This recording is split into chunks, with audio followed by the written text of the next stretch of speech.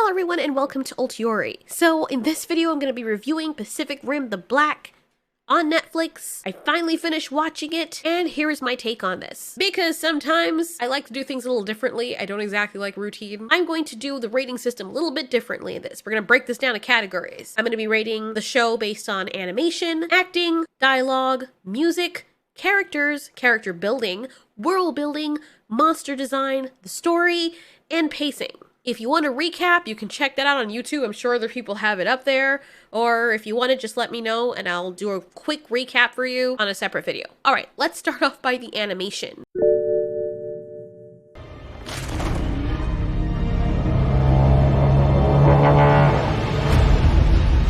The animation was okay for me. It's not the kind of show that I look at and I'm like, damn, the animation is smooth. It's very jittery at times, and it looks like the whole thing's in 15 frames per second. But I get over that very quickly because the story, the beauty, and the design of the characters and the color palette kind of helps to offset that a little bit. But I understand to some it can be very annoying. I feel like this category is more subjective than anything. After all, there are a lot of hand-drawn anime and old-style anime or cartoons that were drawn in this jittery way. I think that people just notice it to be more annoying because they're not expecting it to be like that, or because of the specific 3D polygonal style. It kind of hurts their eyes when they see something that looks like it should be smooth and it's not. So for the animation, I would say it's a 7 out of 10.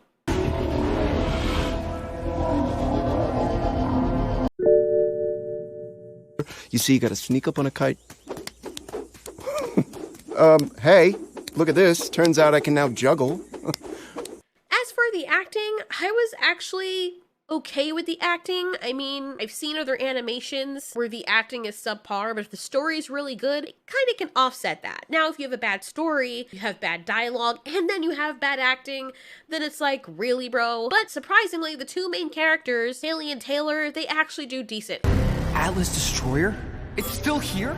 Are they the best voice actors ever? Of course not. Definitely not by a long shot. And I've seen a lot of other animated films and series or anime where the voice acting is way more believable, but I think Haley's performance in particular, she does that a lot better than the Taylor voice actor. So the acting is actually okay. But if you're looking at this and you're expected to be wowed by the acting or the voice acting prowess, you're not going to be very amazed. It's as much as you can expect from a regular animated series geared towards kids or the general public. What you're really coming here for is the action. So that being said, I would rate the acting a 4 out of 10.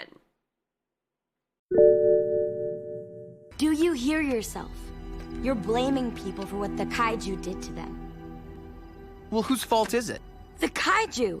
Our next category is going to be the dialogue. It's no Quentin Tarantino, and I'm also going to be judging this across other animated films I've seen. It's kind of hard to judge it with movies, but nowadays I've seen enough animated series to judge the dialogue, and the dialogue is okay. I would say it's pretty average, to be honest. There's nothing spectacular about it. I do love the realism of it in certain cases, but the dialogue is very story-driven, and it does feel real at times, but it feels too heavily dramatic. There is a certain dialogue to be used where people are just shooting the shit and it sounds completely natural. And then you can tell where they've written dialogue just to fit with the story. They've not really written dialogue for the characters. I'm not saying that the people who created this didn't exactly do that. That's just how I interpret it. That's how it looks. You can look at a scene and tell that the dialogue feels real. There is banter back and forth, and that dialogue is done very well. In a lot of anime that I've watched, especially Food Wars, I'm actually pretty impressed because the dialogue back and forth, even if people are joking with each other and talking with each other, it sounds pretty natural. My Hero Academia actually did a decent job with it too. It is story driven, but it feels more realistic. So for the dialogue, I'm going to rate it a 5.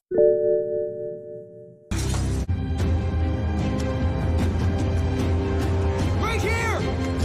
Come get me! Next up is the music. Now, this is how I usually judge music. If it's really, really bad, that means that you notice it and it's really bad or obnoxious and not mixed well. If it's really, really good, you notice it and you're like, damn, this piece is amazing. An example of this is in Food Wars when they play the angelic music whenever people are tasting the food.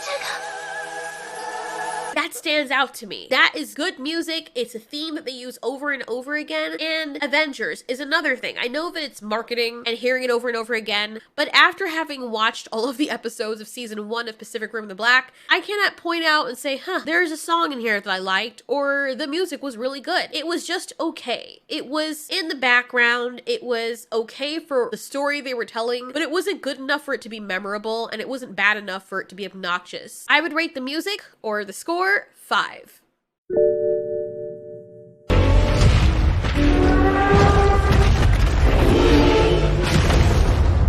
Now for the action. You would expect that this show is going to be action-oriented. It's about kaiju and Jaegers fighting each other. And you do see a decent amount of that. But I find that the most memorable action in this entire series is where the kaiju are killing the humans. I remember the kaiju designs so clearly, but I don't remember the action scenes. For example, in the first Pacific Rim movie, I remember the last fight. I remember Leatherback and the fight in the sea. But if you ask me, what fight do you remember from Pacific Rim the Black? I remember the first fight when they were in the training Jaeger and they were trying to get away from Copperhead, which really wasn't that much of a fight. I remember the parents in their Jaeger and when they took the missile and shoved it back into the kaiju's mouth. And I remember the kid, boy, turning into a kaiju and trying to fight for his new family, but the details of that fight, don't remember it at all. Like, you may say, oh, that's normal. It's totally normal that you would remember that. No, I just saw it. I'm supposed to remember it. An example of this is Jurassic Park. The T-Rex and Spinosaurus fight in Jurassic Park 3.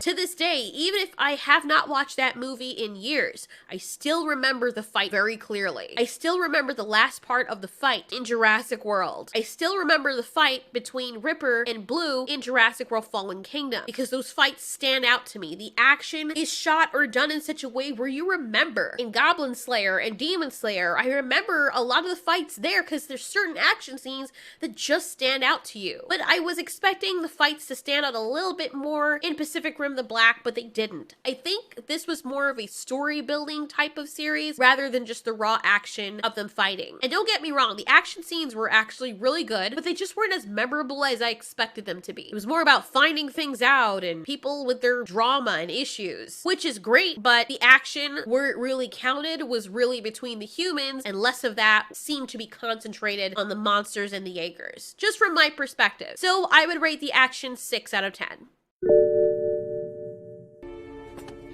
And this. Ugh, cracked? Really? We'll just find another one.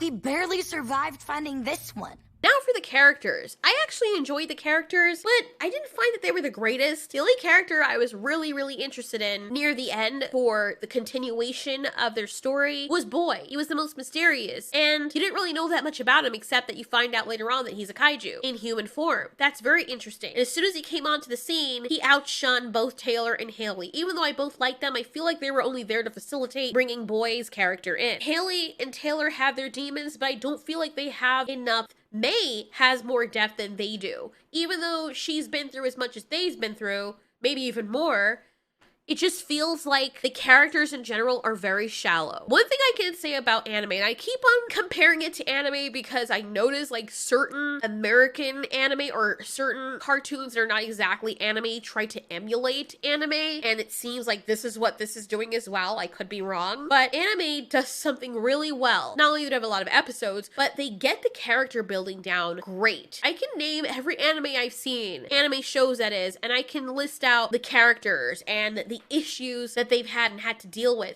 Even side characters that you think wouldn't be important are still important. They don't just feel like side characters that get killed off and you don't really care what happens to them. Every character means something. Their presence on screen is intoxicating. You can pick your litter out of the bucket and everyone can say, wow, I could totally see why you chose that person to be your favorite character. Like, even the main character doesn't have to be your favorite character because there's so many other characters out there that just have the finesse that you would expect from a main character. In Pacific Rim the Black, I don't really feel that. I like Taylor and Haley because you're forced to relate with them, but if I had to pick another character, I wouldn't pick them. I probably would pick May or just Boy. Just Boy, really. He's really the only one. Everybody else, I don't really care that much what happens to them, but you know, they still have substance there. It's just not enough, just from my point of view. But I do like Boy's character. I really do like his character. I like the fact that they had him go through real tragedy. So because of Boy, I'm gonna be generous and give it a 6.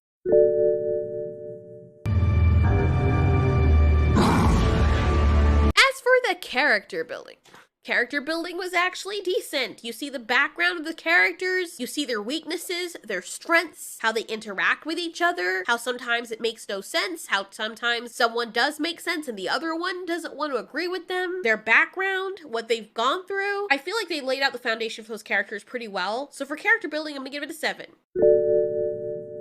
For world building, I actually do like the Pacific Rim world. Just even from the movies, but how they dealt with it in the animated series was actually pretty decent because it's a different world than we saw in the movie. Now, I will admit, I did not see Pacific Rim Uprising. I made a video and I saw some footage that I realized was not from Pacific Rim, and when I was talking about it, people were like, yeah, you're actually talking about the first movie. All of what you're talking about is the first movie. And I was shocked because I realized that, yeah, I didn't see the second movie that everyone said was trash, so I have to see it now. But from what people are saying, and from what we've heard in the animated series, it seems as though Pacific Rim the Black takes place after Pacific Rim Uprising, and there's something about the drones or the Jaegers melding with kaiju that was just so fascinating to me and made me want to watch the second movie even more. So that alone, the monsters, where they come from, the world building, is absolutely beautiful. Setting the stage for the humans, it was a little bit weaker than the monsters, but I still enjoyed the world building. It's not the most beautiful world that I've seen, but I do enjoy it very much, so I'd give it an 8 out of 10.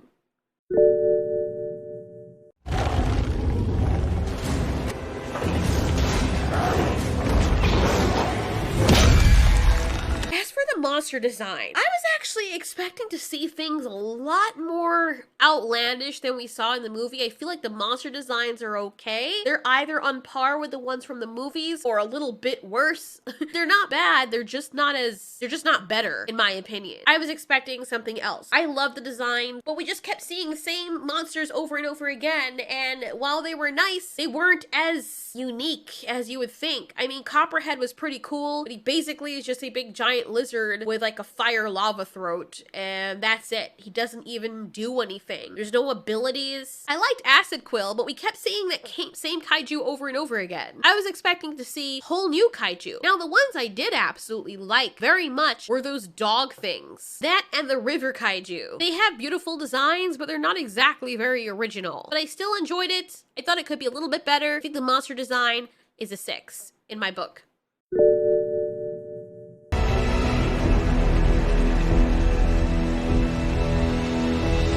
Let's talk about the story. The story is actually pretty decent. I didn't know where they were going to go with it, but I do like the fact that the plot is going towards humans melding with kaiju. That was a big thing for me. And the way that they put the story together, it wasn't like the best story ever. It was pretty average, to be honest. I mean, I've seen a whole bunch of other animated series and movies with better stories, or they tell it in a better way, but this was okay. I mean, this is not really something that I was watching for the story elements.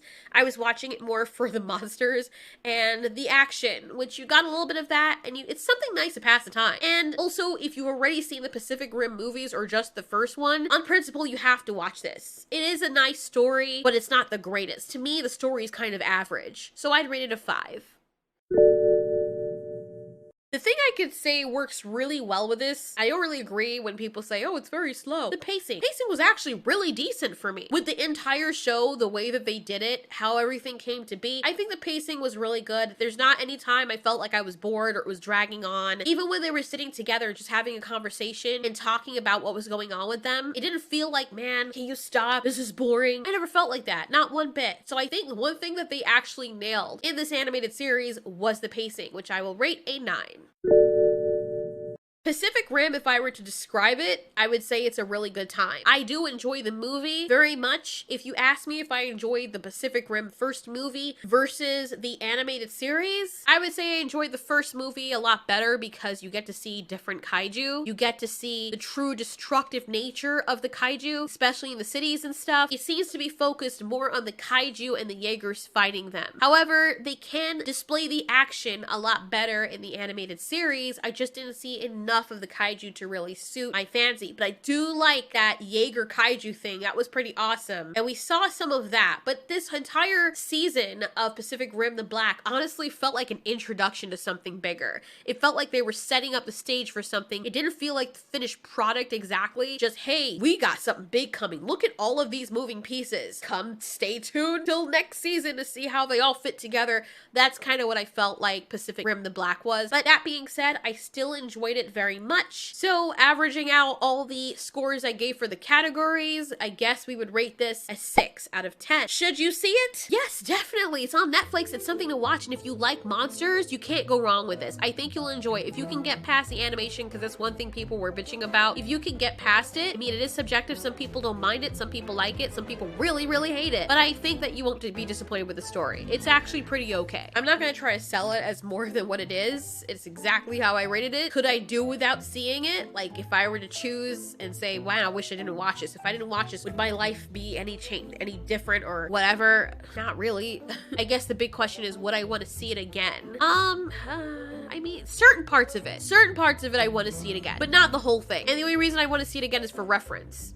Now, in comparison, I would want to see the entirety of Bleach again. I would want to see My Hero Academia again. I would want to rewatch Food Wars. I want to watch Jurassic Park over again. I want to watch Pacific Rim over again. This, not so much. I'll watch Breaking Bad over again. There's certain things you can tell that it's a good time, like more than just a good time. It's really memorable. If you wouldn't mind watching it over again, we're sitting someone down excitedly and telling them, hey, you need to watch this. I don't feel that way about Pacific Rim the Black, but I did enjoy it very much. I hope that makes sense. Anyways, that's my review for Pacific Rim the Black. Hope you liked it. Thanks so much for watching. This has been Ultiori. You ask, we answer.